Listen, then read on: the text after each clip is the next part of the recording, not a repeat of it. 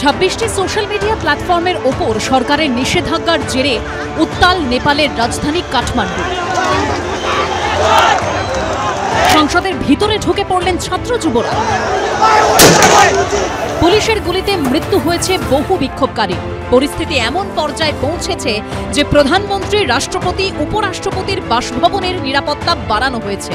গুলিতে আন্দোলনকারীদের মৃত্যুর নৈতিক দায়িত্ব নিয়ে পদত্যাগ করেছেন নেপালের স্বরাষ্ট্রমন্ত্রী রমেশ লেখাক। প্রতিবেশী দেশ নেপালের এই পরিস্থিতিতে সতর্ক ভারতও। তার কারণ, ভারতে ঢোকার জন্য কৌশলগতভাবে বিভিন্ন সময় নেপালকে ব্যবহার করেছে পাকিস্তানের জঙ্গি সংগঠনগুলি।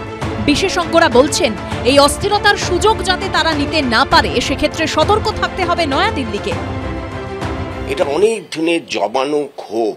Main thing is unemployment. এই যে ফেসবুক কি টুইটার কি ইনস্টাগ্রাম এইগুলো যে ব্যান করা হলো, এইসব জায়গায় আমরা আর্টিকেল লিখলে পরে সেটা যদি একটুখানি ভাইরাল হয়, তাহলে পরে আমরা কয়েকটা টাকা তাতে রোজগার করি। আমাদের উপর যে এর রিপারকাশনস হবে, মিলিটেন্ট গ্রুপ হবে কি টেরোরিজম বাড়বে কি মাইগ্রেশন হবে, বাংলাদেশে কদিন আগে যা হয়েছে সেটা আমরা চোখের সামনে দেখেছি। ঠিক এই জিনিস তার রিপিট এই নেপালে হচ্ছে। ভারতের স্বাধীনতার পর 1950 সালে দুই দেশের মধ্যে মৈত্রী চুক্তি হলেও ভারতের সঙ্গে নেপালের সম্পর্ক বিভিন্ন সময় ওঠানামা করেছে। নেপালের সরকার ভারতপন্থী নাকি চীনপন্থী, এই নিয়ে নানা সময় ক্ষোভ বিক্ষোভ তৈরি হয়েছে। নানা প্রকল্পে সহযোগিতা করেও বিপুল ঋণ দেওয়ার আশ্বাস দিয়ে নেপালকে কাছে টানার চেষ্টা চালিয়ে গেছে শি জিনপিং এর সরকার। বেজিং বা চায়না বলুন, তাদের যে প্রভাব বিস্তার করার চেষ্টা করেছে সাম্প্রতিক এক দশকে, সেই দিকে কিন্তু ভারত সরকারের নজর রয়েছে।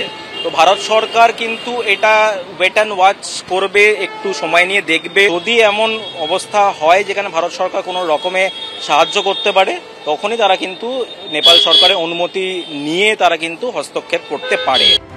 ভারতের সঙ্গে নেপালের সীমান্ত ১৫০০ কিলোমিটারের কিছু বেশি। তাৎপর্যপূর্ণভাবে যেখানে কোনো কাঁটাতার নেই, দুই দেশের মধ্যে যাতায়াত করতে কোনো পাসপোর্ট ভিসারও প্রয়োজন হয় না। কিন্তু বর্তমানে উত্তাল পরিস্থিতিতে কাঠমান্ডুর পরিস্থিতির দিকে নজর রাখছে ভারত।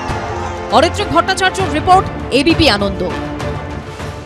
আমি বীরভূমের ডিএমকে ডাকছি বিধান। হঠাৎ এমন কি হলো যে বালি সবচেয়ে বেশি পাচার ওখানে হচ্ছে, যেখানে লিকেজ হচ্ছে? আমি তোমার সময় দিচ্ছি, 7 দিনের মধ্যে এগুলোকে রিকভারি করো। বছরের শুরুতে ডেডলাইন বেঁধে দিয়েছিলেন খোদ মুখ্যমন্ত্রী, কিন্তু 9 মাস পর কি আদৌ বালি মাফিয়ার দৌরাত্ম্য কমছে বীরভূমে? উল্টে এই ছবি বলে দিচ্ছে, বীরভূম জুড়ে নদীর বুকে গর্ত খুঁড়ে রমরমিয়ে চলছে বালি পাচার। সাঁইথিয়ায় নদী বাঁধের পাশে কয়েক ফুট মাটি কেটে তুলে নেওয়া হয়েছে বালি। নদীর বুকে তৈরি হয়েছে বড় বড় গর্ত। সরকারি নির্দেশ অনুযায়ী জুন থেকে সেপ্টেম্বর, বর্ষার 4 মাস বালি খাদানগুলিতে কাজ বন্ধ থাকে। কিন্তু সরকারি নির্দেশে তোয়াক্কা না করেই অজয় ময়ূরাক্ষী থেকে বেআইনিভাবে বালি তোলা হচ্ছে। রাতের অন্ধকারে লরি ট্রাক্টরে করে পাচার হয়ে যাচ্ছে বালি। সরকারের লাখ লাখ টাকা রাজস্ব ক্ষতি হচ্ছে। এর আগে 27 জুন ইলামবাজারে অবৈধভাবে বালি তোলার সময় বালি চাপা পড়ে মৃত্যু হয় এক শ্রমিকের। ঘটনা ধামাচাপা দিতে তড়িঘড়ি ঘিরে ফেলা হয় বালির ঘাট। খবর করতে গিয়ে বালি মাফিয়ার হুমকির মুখে পড়তে হয় এবিপি আনন্দকে। ভেঙে দেওয়া হয় চ্যানেলের লোগো। যথেচ্ছভাবে বালি তোলার জেরে বিপজ্জনক অবস্থা সিউড়ির তিলপাড়া বাঁধে। 2024 সালে বাঁধের পরিস্থিতি খতিয়ে দেখে বিশ্বব্যাংক, জাতীয় জল কমিশন ও রাজ্য সরকারের একটি বিশেষজ্ঞ দল রিপোর্ট দিয়ে বলেছিল, তিলপাড়া ব্যারেজের উপর দিয়ে ও নিচের দিকে 5 কিলোমিটার পর্যন্ত বালি তোলা যাবে না। কিন্তু এত নির্দেশিকার পরও একেবারে খটঙ্গা এলাকায় ময়ূরাক্ষীর মাঝে নৌকা নামিয়ে কয়েকশো ফুট গর্ত করে বালি তোলার ছবি উঠে আসে। সাধারণ মানুষ ভুগছে, জানছে, তবু কিন্তু প্রতিবাদ করতে পারছে না।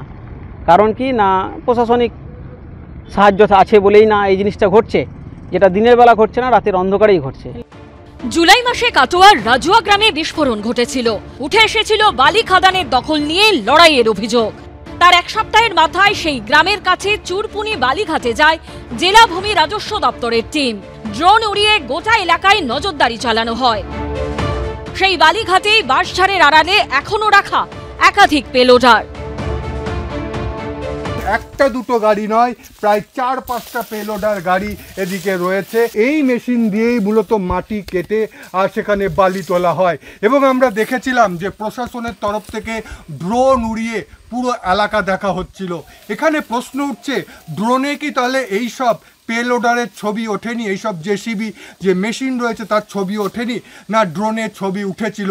কিন্তু যারা দেখেছিল সেই ছবি তারা কি চোখ বন্ধ করে নিয়েছিল? এই প্রশ্নই কিন্তু উঠতে শুরু করছে। অন্যদিকে পূর্ব মেদিনীপুরের নন্দীগ্রামে পরিত্যক্ত বালি খাদানে তলিয়ে মৃত্যু হলো এক নাবালিকার। স্থানীয় সূত্রে খবর, রবিবার খাদানের পাশে খেলছিল দুই নাবালিকা। বালি খাদানের জলে পা ধুতে গিয়ে তলিয়ে যায় ছোট বোন। তাকে বাঁচাতে গিয়ে দিদিও তলিয়ে যায়। হাসপাতালে নিয়ে গেলে বোনকে মৃত বলে ঘোষণা করেন চিকিৎসকরা। রানা দাস ও ভাস্কর মুখোপাধ্যায়ের রিপোর্ট, এবিপি আনন্দ।